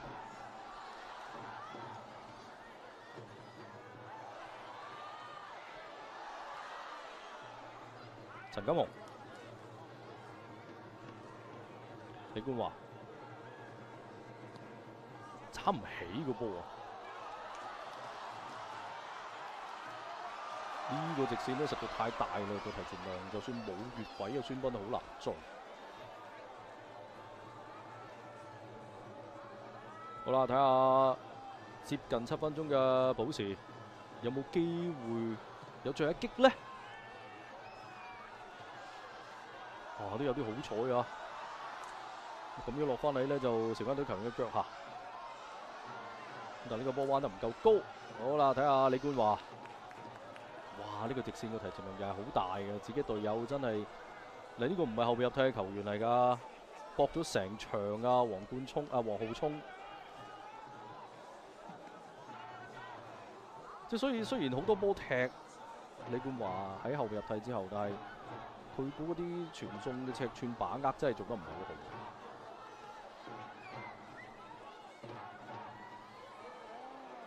仲補緊嘅，雖然過咗7分鐘啦。